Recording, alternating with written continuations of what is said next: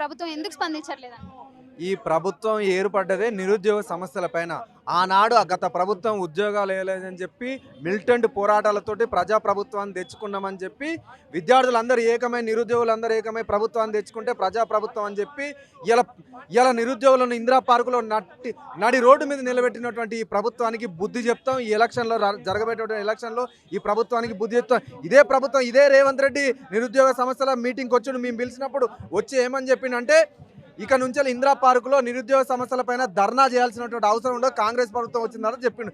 ఇవాళ ఏమైంది? ఇవాళ మీ వాగ్దానం ఏమైంది? మీ ఎన్నికలు పెట్టినటువంటి వాగ్దానం ఏమైంది? నీటి మీద రాతలు అయిపోయినది. ఈ ప్రభుత్వానికి చేతగానే అసమర్థత ఒక ప్రభుత్వం ఇది.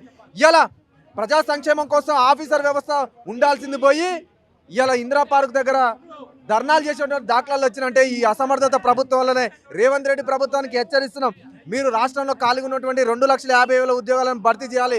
లేని ఎడల మిలిటెంట్ పోరాటాలు చేస్తే ఎమ్మెల్యేలు ఎంపీలను తిరిగిన కొడుకులారా ఊకదంపడు ఉపన్యాసాలు చెప్పి కాలం గడపాలని చూస్తే కొట్టెలగొట్టిన రోజులు వస్తాయి. ఈ తెలంగాణ ఏర్పడ్డదే ఒక విద్యార్థుల పోరాట ఫలితం. అదే పోరాటాన్ని అదే స్ఫూర్తిగా తీసుకొని పెద్ద ఎత్తున మళ్ళీ తెలంగాణలో పోరాటం చేస్తాం.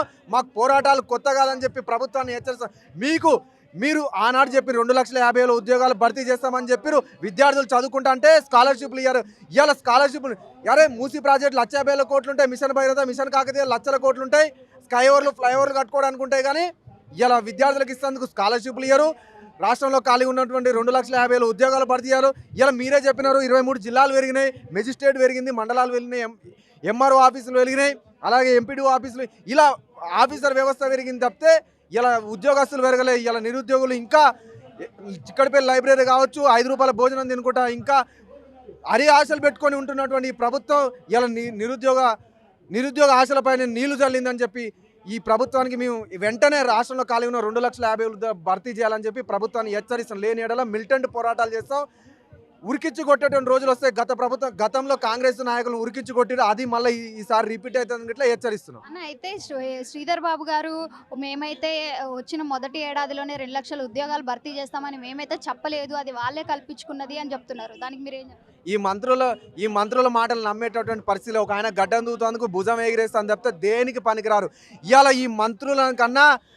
ఈ మంత్రులు ఎన్నో ఆశలతోటి జనాల దగ్గరకు వచ్చినప్పుడు జనాలు ఇట్లా అనుకున్నారు ఉద్యోగాలు ఇస్తారు, మరి అలాగే రైతుల సమస్యల పరిష్కారం ఏమీ లేదు. అక్కడ భూ కబ్జా దారి కోసమే పర్యటనలు చేస్తున్నారు. రాష్ట్రంలో ఎక్కడెక్కడ భూములు ఖాళీగా ఉన్నాయి చూసి దాన్ని కబ్జా పెడతానికే ఇలా ప్రజా సంక్షేమంలోకి వస్తుంది తప్పితే ప్రజల సమస్యలు తీరుస్తుంది కాదు. నిరుద్యోగ సమస్యలు ఈ ప్రభుత్వం ఏ మాత్రం పట్టింపలేదు. నిరుద్యోగుల దమ్మేందో చూపిస్తామని చెప్పి